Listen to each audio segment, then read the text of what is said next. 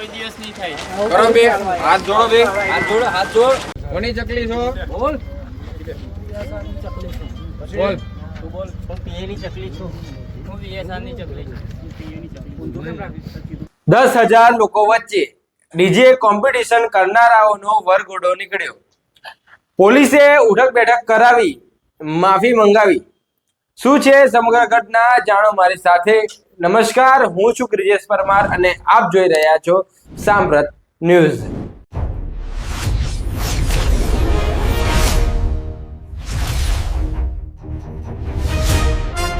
ગત 25 જાન્યુઆરીએ મીનાવાડા ગામમાં એક લગ્ન પ્રસંગ ચાલી રહ્યો હતો. આ લગ્નમાં બે ડીજે સંચાલકો વચ્ચે અગાઉથી નક્કી કરેલી એક મોટી ડીજે કોમ્પિટિશન યોજાઈ હતી. આ સ્પર્ધા માટે બંને પક્ષોએ સોશિયલ મીડિયા પર 1 મહિના સુધી જોરદાર પ્રચાર કર્યો હતો. ફેસબુક, ઇન્સ્ટાગ્રામ અને વોટ્સએપ પર વિડીયો, પોસ્ટર અને લાઈવ જાહેરાતો ચાલી રહી હતી. આ પ્રચારની અસર એટલી બધી થઈ ગઈ કે ગામમાં અને આસપાસના વિસ્તારોમાંથી લગભગ 10,000 લોકો ભેગા થઈ ગયા હતા. આ કોમ્પિટિશનમાં બંને ડીજે પાર્ટીએ ખૂબ જ ઊંચા વોલ્યુમ પર ગીતો વગાડ્યા. બોમ્બ જેવા ધડાકા, ભારે બેઝ અને ઘોંઘાટવાળા સાઉન્ડ સિસ્ટમથી આખું ગામ ફરી ગયું હતું.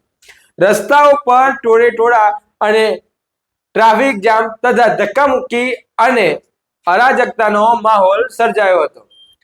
આટલી મોટી ભીડ અને અવાજના કારણે ગામના લોકોમાં ભય અને અવ્યવસ્થા ફેલાઈ ગઈ. ઘણા લોકોને ઊંઘ ન આવી, બાળકો રડવા લાગ્યા અને વૃદ્ધોને પણ તકલીફ પડી હતી. આ બધી વાતની જાણ થતાં જ મહુધા પોલીસ સ્ટેશનની ટીમ તાત્કાલિક એક્શનમાં આવી હતી. પોલીસ અધિકારીઓએ સ્થળ પર પહોંચીને કોમ્પિટિશન ચાલુ હતું ત્યારે જ તેને રોકી દીધું. બંને ડીજે સેટને કબજે લઈ લીધા અને આખી ઘટનાની તપાસ શરૂ કરી.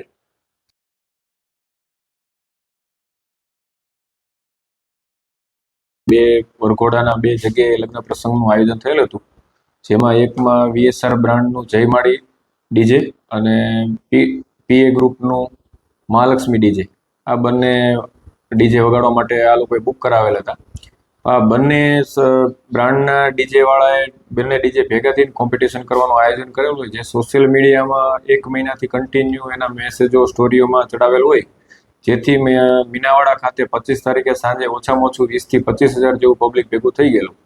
અને ખરેખર જે લગ્નના માલિક હતા તેને આ આટલી ભીડ સંખ્યા ભેગી થશે એ પણ ખ્યાલ નહોતો, જેથી ગામના જાગૃત નાગરિકોએ પોલીસનો કોન્ટેક્ટ કરેલો, જેથી પોલીસ ત્યાં પહોંચેલી. પોલીસ પહોંચતા બહુ વધુ પડતી સંખ્યા હોય અને બંને ગ્રુપ સામે સામે એકબીજાને ઉકસાવવા માટેના અને ઝઘડા લડાઈ કરવા માટેના એકબીજાને પહેલા કરતા હોય અને સામસામે પથ્થરમારો પણ એકબીજા ઉપર કરતા હોય, જેથી કાયદા અને વ્યવસ્થાના ભાગરૂપે પોલીસે જરૂરી લાઠીચાર્જ કરી અને ટોળાને વિખેરવામાં આવેલ. એમાં એ દરમિયાન એક પોલીસ કર્મચારીને પણ પથ્થર લાગી ગયેલ છે, જેથી મહુધા પોસ્ટે ખાતે પોલીસ ફરજ રૂકાવટ, પોલીસ ઉપર હુમલો અને જાહેરમાં સુલે શાંતિ ભંગ થવા માટેની 19 જણા વિરુદ્ધ નામજોગ ફરિયાદ દાખલ કરવામાં આવેલ અને બંને પક્ષના 50-50 સમર્થકો ના અનનોન વ્યક્તિની નામજોગ ફરિયાદ દાખલ કરી અને કાયદેસરની આ કાર્યવાહી હાથ ધરવામાં આવેલ છે.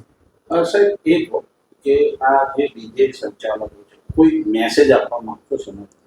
ડીજે સંચાલકોએ ખરેખર તો એના વગાડવા માટેનો એનો આશય હોય છે, તો એને ખરેખર તો એને ડીજે કોઈનો પ્રસંગ ન બગડે તે જોવું હોય. આ ઘટનામાં એવું થયું છે કે ભાઈ મૂળ માલિક જે લગ્નના આયોજક હતા તેના ફેમિલી મેમ્બર માટે આ લોકો વગાડવા માટેનું આયોજન, એના આનંદ લઈ શકે તે માટેનું આયોજન હોય છે.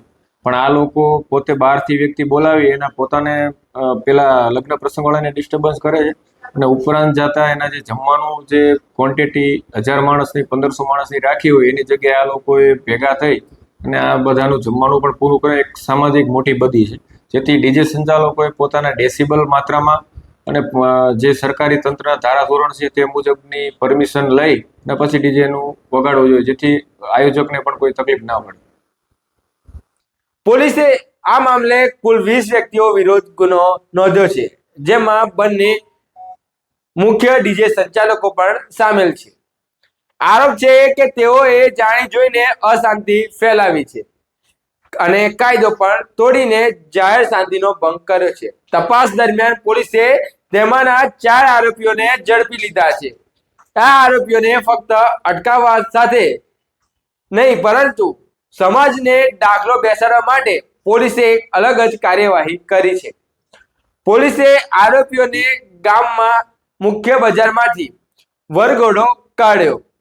એ જ રસ્તા ઉપર જ્યાં થોડા કલાક પહેલા ડીજેનો ઘોંઘાટ થયો હતો, ત્યાં આરોપીઓને લઈને પોલીસ નીકળી હતી.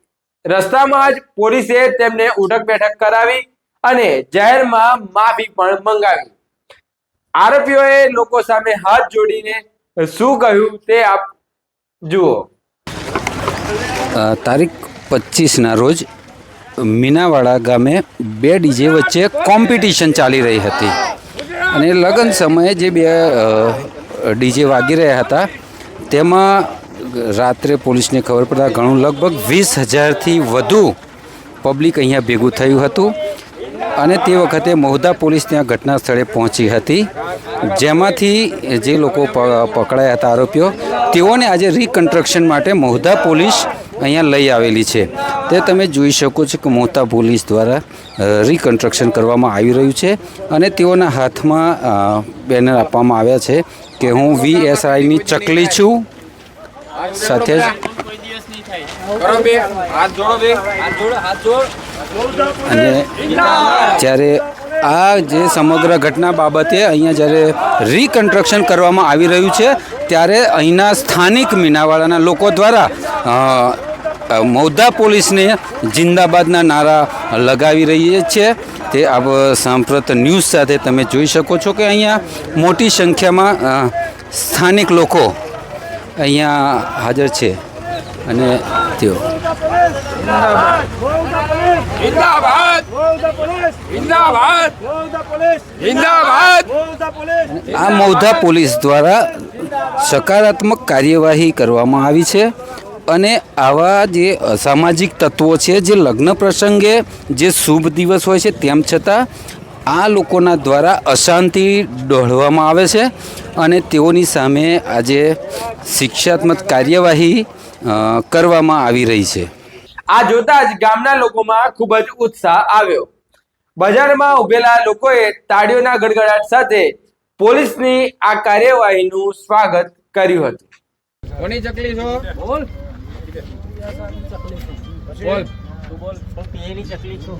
હું VSRની ચકલી છું. મહુધા પોલીસ જિંદાબાદ. મહુધા પોલીસ પોલીસ જિંદાબાદ. આ ઘટનાએ આખા ગામમાં એક સકારાત્મક સંદેશ આપ્યો કે કાયદાનું શાસન ચાલે છે અને અરાજકતા ફેલાવનારને છૂટ મળતી નથી. આ કાર્યવાહી ખેડા જિલ્લાના અન્ય ડીજે સંચાલકો માટે પણ એક મોટી ચેતવણીરૂપ છે. સોશિયલ મીડિયા પર ભીડ ભેગી કરીને ઘોંઘાટ કરવાનું કામ હવે સરળ રહ્યું નથી. મહુધા પોલીસ હવે બાકીના અન્ય ફરાર આરોપીઓને પકડવા માટે તપાસ ચાલુ રાખી છે અને તેમાં પણ પોલીસને સફળતા મળી છે.